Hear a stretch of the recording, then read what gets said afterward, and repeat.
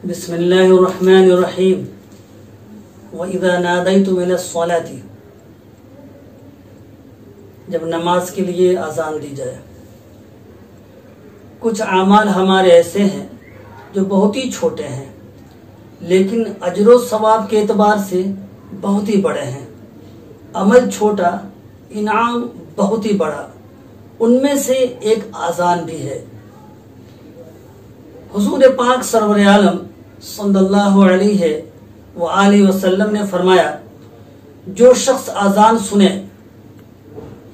اور مؤذن کے کلمات کو دہرائے اور حی علی الصلاۃ اور حی علی الفلاح کی جگہ پر لا حول ولا قوت الا باللہ کہے، جس شخص نے سچے دل سے ایسا کیا تو وہ شخص جنت میں داخل ہو گیا۔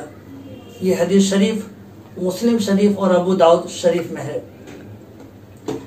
اسی طرح حضور پاک سرور عالم صلی اللہ علیہ وآلہ وسلم نے فرمایا کہ جو شخص اذان کے بعد کی دعا اس طرح پڑھے، اذان کے بعد حضور پاک صلی اللہ علیہ وسلم پر درود شریف پڑھے اور پھر یوں کہے، اللہم رب هذه الدعوة التامة والصلاة القائمة آت محمدا الوسیلة والفضیلة وبعثه مقاما محمودا الذی وعدته، جس شخص نے ایسا کیا تو اس پر میری شفاعت واجب ہو جائے گی۔ ناظرین، دیکھنے میں یہ بہت ہی چھوٹا عمل ہے، اذان کے کلمات کو دہرانا اور اس پر جنت کا واجب ہو جانا، اور پھر اذان کے بعد رسول پاک پر صلاۃ و سلام بھیجنا اور دعائے مسنون، دعائے وسیلہ کا پڑھنا، جس پر رسول پاک صلی اللہ علیہ وآلہ وسلم کی سفارش واجب ہو جاتی ہے۔ بہت ہی مختصر عمل میں اتنا زبردست انعام ہے جس کا ہم کوئی اندازہ نہیں لگا سکتے۔ واقعی اللہ تعالیٰ بڑا رحمان و رحیم ہے، بے حد و حساب دینے والا ہے۔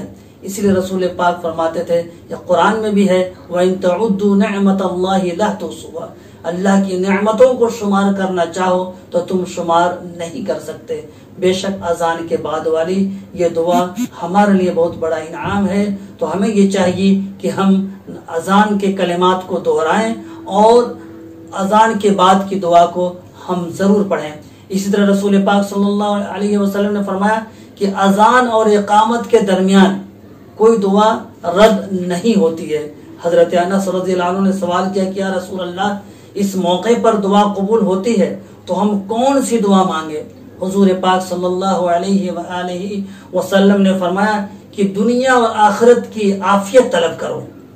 دیکھیے، ہم کو موقع دیا جا رہا ہے کہ ہم اذان اور اقامت کے درمیان کے وقت کو غنیمت سمجھتے ہوئے، گھر میں ہوں یا مسجد میں ہوں یا راہ چلتے ہوئے، یہ اس موقع پر دعا قبول ہوتی ہے تو ہمیں خدا سے عافیت طلب کرنی چاہیے، کیونکہ ہم عافیت کے لیے بہت ہی زیادہ پریشان ہیں۔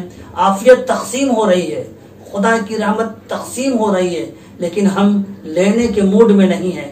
ہم کو وقت بھی بتا دیا گیا کہ کس موقع پر عافیت ہم کو ملے گی۔